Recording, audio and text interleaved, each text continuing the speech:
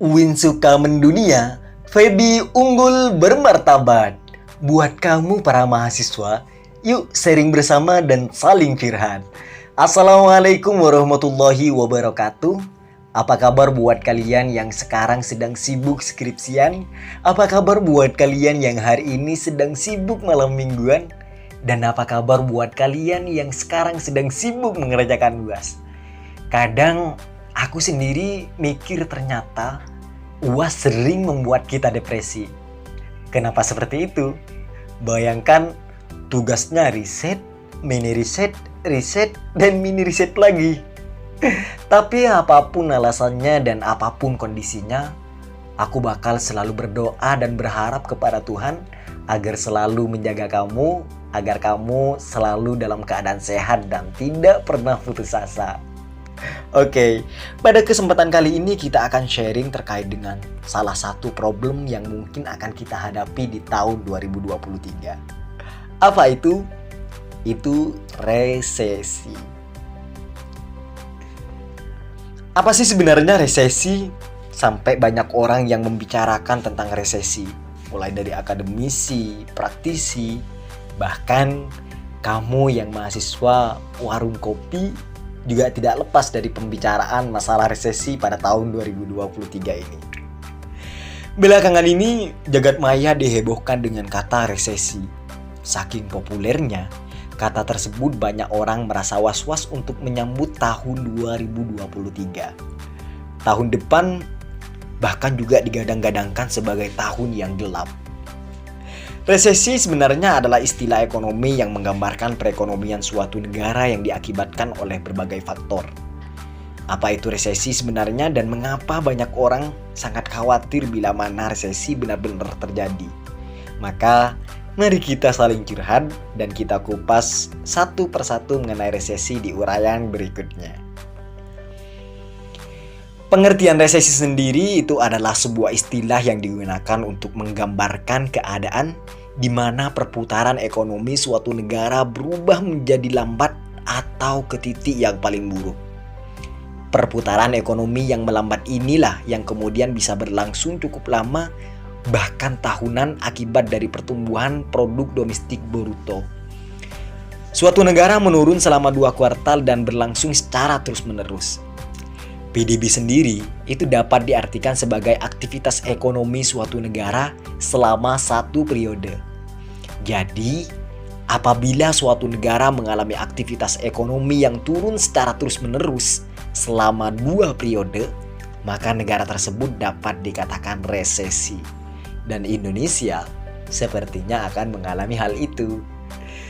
Namun, terlepas dari itu semua, sebenarnya kita bisa menyiapkan dari sekarang untuk menghadapi dan menyelesaikan permasalahan resesi yang akan segera kita hadapi pada tahun 2023. Lantas, apa sih sebenarnya yang bisa kita lakukan untuk menghadapi era resesi pada tahun 2023 ini? Nah, aku sudah merangkum beberapa artikel yang kemudian bisa kita jadikan acuan dalam menghadapi resesi pada tahun 2023. Hanya untuk kamu nih, iya, spesial buat kamu yang lagi dengerin podcast ini. Hal yang bisa kita lakukan untuk menghadapi resesi pada tahun 2023 yang pertama adalah jangan boros, usahakan untuk berhemat. Itu yang pertama. Kenapa kemudian seperti itu? Belilah kebutuhan seperlunya dan usahakan kebutuhan pokok terpenuhi dengan baik.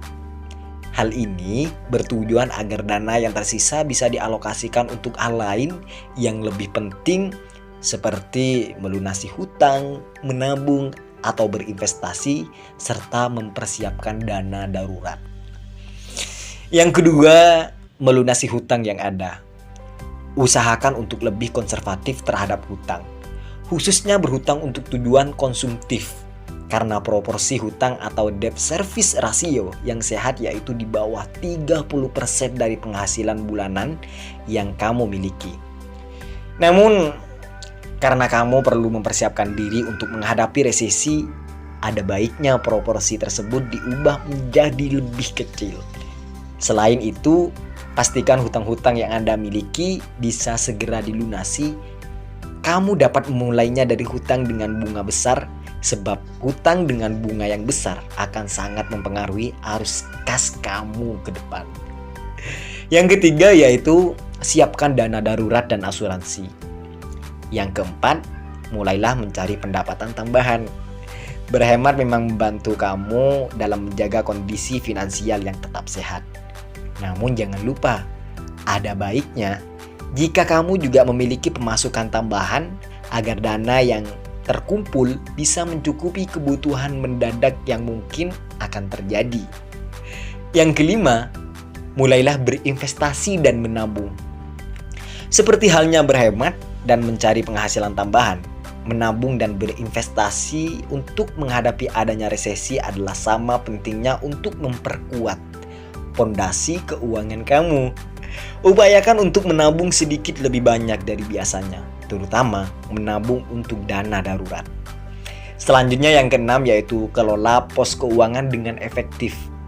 Supaya terhindar dari pemborosan, alangkah lebih baiknya kamu mulai mengelola pos keuangan, terutama pengeluaran. Pisahkan mana kebutuhan pokok dan mana keinginan. Karena kadang hari ini banyak sekali orang-orang yang kemudian dia tidak bisa membedakan antara kebutuhan dan keinginan. Dan inilah yang akan menjadi permasalahan jika hal itu berlanjut. Apalagi ketika itu resesi terjadi. Maka perlu teman-teman untuk berhati-hati terkait dengan itu. Yang ketujuh yang bisa kita lakukan adalah mengajukan pinjaman dana untuk hutang produktif. Seperti yang sudah disebutkan tadi, bahwa salah satu cara yang bisa kita tempuh untuk mempersiapkan diri dalam menghadapi resesi adalah dengan mencari penghasilan tambahan. Dan mungkin banyak sekali orang-orang di dunia ini yang khususnya negara kita Indonesia itu masih was-was untuk menghadapi tahun 2023 yang hanya tinggal hitungan hari. Tapi percayalah, jika kemudian apa-apa yang sudah saya sebutkan tadi dan spesial buat kamu kerjakan dengan sebenar-benarnya, maka percayalah bahwa semua itu dapat kita selesaikan. Dan jangan takut, don't ever afraid, karena setiap orang itu pasti mempunyai jalan keluarnya masing-masing. Tetap kokoh, satukan tekad, dan kita sebagai mahasiswa adalah agen perubahan. Sebagaimana tugasnya agen perubahan adalah bagaimana kemudian kita di masa depan mampu membawa perubahan bagi sosial, khususnya di negara kita, negara Indonesia. Dan mungkin perjumpaan kita kali ini cukup di sini saja, dan semoga di kesempatan-kesempatan berikutnya kita berjumpa kembali. Buat teman-teman yang masih ngerasa bingung dan ada hal yang ingin kalian curhatkan, komen di kolom komentar ya. Nanti aku baca dan ini spesial buat kamu. Terima kasih, demikian dari saya Muhammad Suda. Wassalamualaikum warahmatullahi wabarakatuh.